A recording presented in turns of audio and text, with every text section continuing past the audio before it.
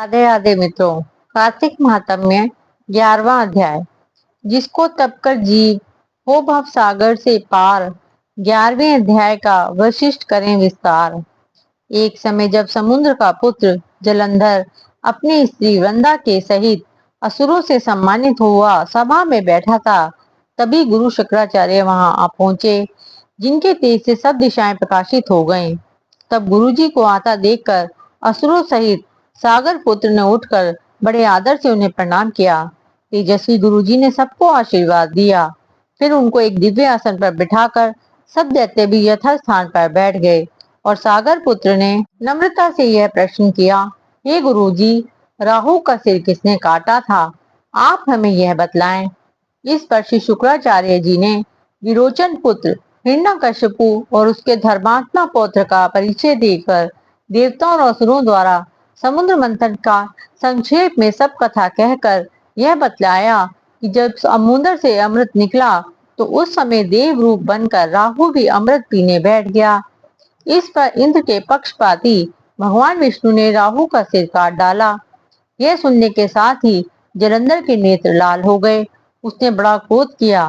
फिर अपने धस्मल नामक दूत को बुलाकर गुरु का कहा हुआ सब वृतांत सुनाया और आज्ञा दी कि तुम शीघ्र ही इंद्रपुरी में जाकर इंद्र को मेरी शरण में लाओ।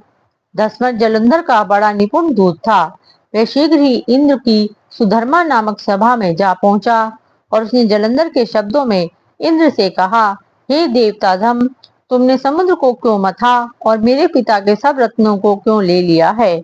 ऐसा करके तुमने अच्छा नहीं किया।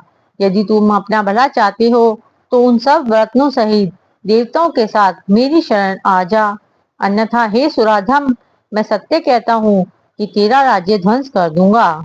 इंद्र यह सुनकर बहुत विस्मित हुआ और कहने लगा, पहले सागर ने मेरे भय से सब पर्वतों को अपनी कुक्षी में क्यों स्थान दिया और मेरे शत्रु दैत्यों की क्यों रक्षा की? इसी कारण से मैंने उनके सब रत्न हरण किए हैं।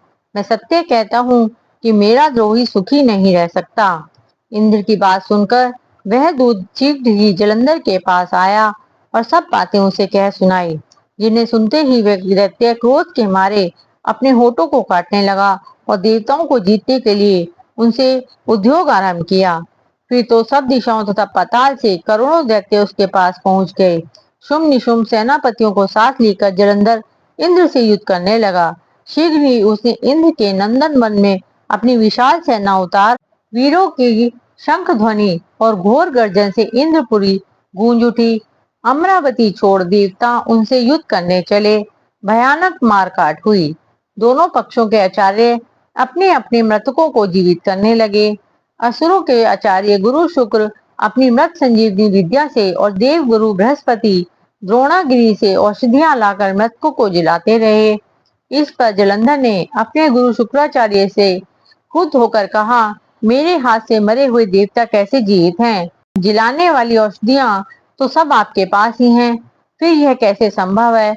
इस पर श्री शुक्राचार्य जी ने श्री बृहस्पति जी द्वारा द्रोणागिरी से औषधि लाकर देवताओं को जिलाने की बात बताई। यह सुनकर जलंधर और भी क्रुद्ध हो गया।